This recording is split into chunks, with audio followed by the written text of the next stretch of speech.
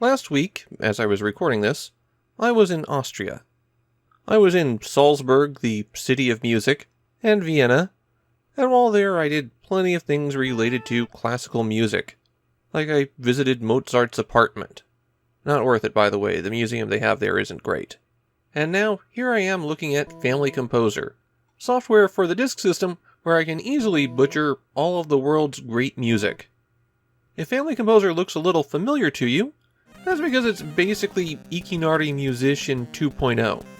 Ikinari Musician was a cartridge that was released in March of 1987, but this is a case where there are some distinct advantages to doing this on a floppy disk. For one thing, you can easily save your music. You can save up to 6 songs that you've created onto your disk.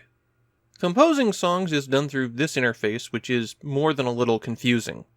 The first thing you'll want to do is pick a backing track, and you do that by pressing select when nothing is playing.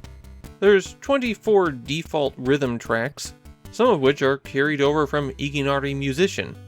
But unlike Ikinari Musician, you're not required to use these.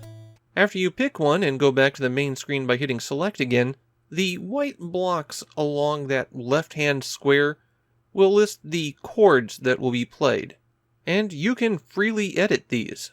You can't alter the percussion, and the timing is always consistent, so some things are in 3/4 time and some are in 4/4, but you do get to pick at least some of the instruments this way, and then you can do what you like.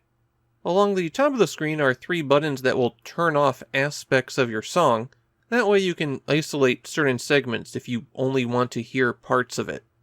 Below that you have the recorder and playback functions, things that you obviously need so you can tell what's going on. To the right of that you'll see a little musical note, and when you select that you cycle through the default duration for when you're writing your music. And the area below that is for your composition. At the top you've got the chord for every segment of the measure, and then when you press the A button in the section below it, you'll get a line that indicates the note that you're going to play and the duration. There's actually 16 segments per beat, so you have some pretty fine control. The B button will let you erase a bit of a note. It deletes everything from the position that you've marked at to the end of the note. This way you don't have to constantly go up and change what size note you're working with. You can even extend the note a bit by pointing at that line you've made and then hitting the A button. The interface is a bit clunky, but it's a lot more workable than it was in Ikinari Musician. If you've got some sheet music in front of you, it is reasonably possible to transcribe it here. Your choice of backing track also determines what key you're composing in, but unfortunately you can't do any sharps or flats, which limits your options quite a bit. One feature that you might not expect are the scissors at the bottom.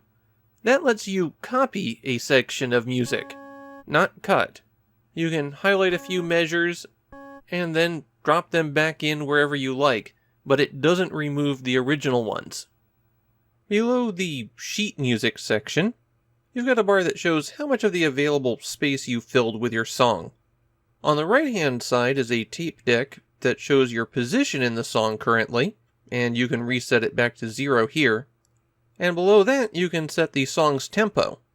Then you have the instrument options. You've got a handful of pseudo-instruments to choose from. Not as many as you'd think because they're all on the sine wave channel. And you can set the melody for that channel and make it a little bit more shaky if you like. When you're done, hit the stop at the top of the screen, and that will take you back to the title screen where you have the opportunity to save. You can also go to a visualizer which doesn't actually do a whole lot of visualization. It just gives you a screen where you can play back your music and watch a ship slowly drift by. Ikinari Musician was a cute toy, but you really couldn't do a whole lot with it other than noodle around on the keyboard.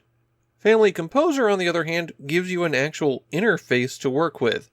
If you're patient enough and are willing to put the time in, you can do a fair amount with it. Now obviously it doesn't replace a real synthesizer, and looking back at it almost 40 years on, there's really no reason to revisit it.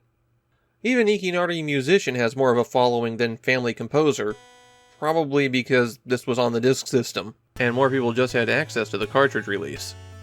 These days, there's a lot better, a lot easier ways to get 8-bit sound. But this is something where I think it's kind of neat that it exists. I also wish that they had taken advantage of the Disk System's wavetable channel to use some actual instrument samples, but that might have been a bit out of the system's reach. Family Composer is an interesting, effectively forgotten curiosity. The kind of thing that might have gotten some attention in 1987, and then was completely forgotten shortly thereafter. Unfortunately, it looks like it didn't even get that much attention when it was released.